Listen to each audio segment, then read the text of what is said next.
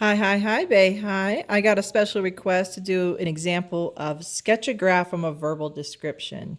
You had quite a few of these on your homework, and we did three in class, but some people still wanted to see one more. So there weren't any more in the book. I had to go 100% original and write my own story. As you get to know me better, if I write a story, it's going to be about yarn. So first strategy is just read the story. I'm knitting a scarf for my friend Kyle. I'm also keeping track of my progress as I make the scarf. I hope to finish it in 12 weeks in time to send for Christmas. 4. I start the first week knitting the first row, and I'm watching a new series on Netflix and get a lot of work done. I knitted 30 rows in the first week. The next 3 weeks, I get a little busy and I average a rate of 10 rows per week. Week 5 is another good week of progress. I added 40 rows to my scarf. It's coming together so fast. It is now week 6, and I see why it went so fast. I made a mistake in the pattern, and now I have to spend time tearing out rows and crying into the wool. I decreased 20 rows. And the next week, I carefully progress, knitting only 5 rows. The next 4 weeks, I knit a steady 25 rows per week. And in the last week before I have to ship it, I buckle down and I knit 50 rows. Sketch a graph of my knitting progress on the scarf. So down here, I just have a blank coordinate grid. We can call this knitting scarf progress.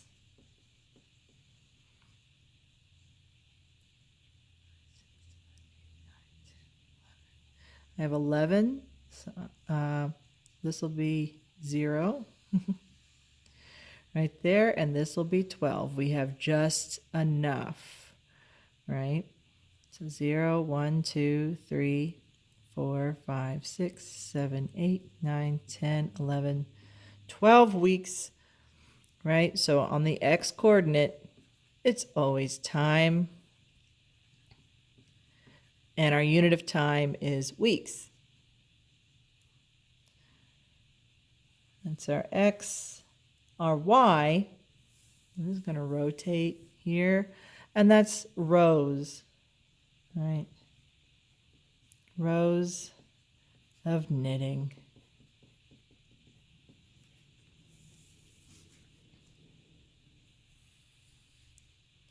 And I'm wondering how far I should go up to. It might be a good thing just to kind of get an idea of what we're going up to. So we did 30, right? And then the next 3 weeks we did 10 rows per week, right? So that's 10 and 10 and 10. And then I added 40, right? So what are we up to now? That's a nice even 100, right? But then I lost 20 rows. So that's 80. And then the next week, I knitted only 5. So it's 85. And then 4 weeks at 25 rows per week, 4 times 25, that's another 100. And the last week I did 50. So let's add these up. 5 plus 8, that's 3.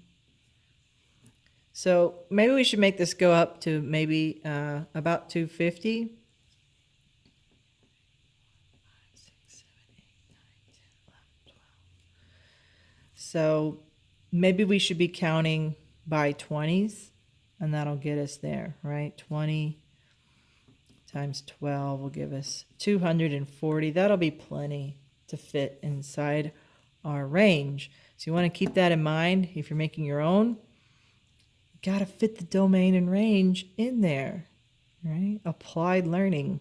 So I'm going to count by 20s. 20, 40, 60, 80, 100, 120, 140, 160, 180, 200, 220, 240 rows of knitting.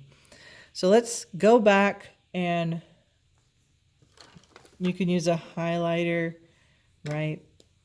So first row in the first week. So how much knitting did I have done at t equals 0? None, right? I just had string, no rows yet.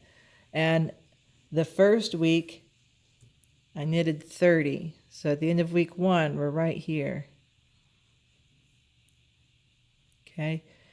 And then the next 3 weeks, I get a little busy and I average 10 rows per week. So for 3 weeks, it's only going up by 10. So from right here at 30, it goes up to 40, 50, 60. Right? So if we connected those, this is my progress so far. So that's week 1 plus 3 more. Week 5, good, is another good week of progress. I added 40 rows. So we went from 60 to 100 in 1 week. Wow. It's a good rate of increase. But then week 6 hits and we made a mistake, right? I cried and it decreased 20. So 2 steps forward, 1 step back. So sad, right? The next week, I carefully progress and I knit only 5. You know, after that mistake, I was a little cautious. So halfway here is 10, right? So half of half. It's a slight increase. It's still a positive slope, but just barely. And then for the next 4 weeks, I knit a steady 25 rows per week. So 1, 2, 3, 4, right? We're going to increase it 25. So here I'm already at 85. We could just, remember we've said that's 100, right? 4 times 25. We could just go straight here and increase it to 185. I don't feel the need. Hey, I love that I keep bringing him in here for every video. This is like my reoccurring character, the Alamo. Can I get this in every video? That's the challenge, right? It's kind of fun. Anything can be a straight edge if it's straight.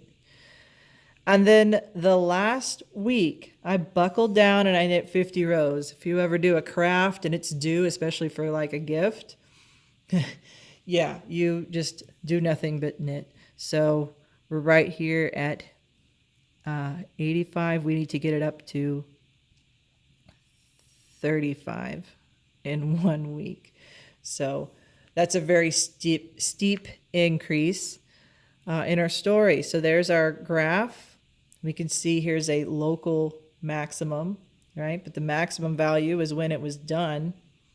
The minimum, of course, would be right here. This is technically a local minimum. My down point, I cried into my wool because we had a decrease followed by an increase. So there's a local minimum.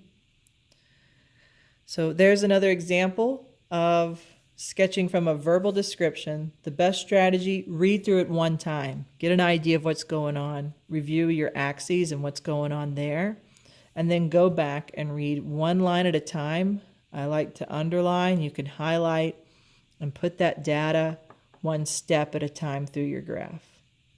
Hope you enjoyed watching. Please give me a thumbs up and hit that subscribe button. Bye.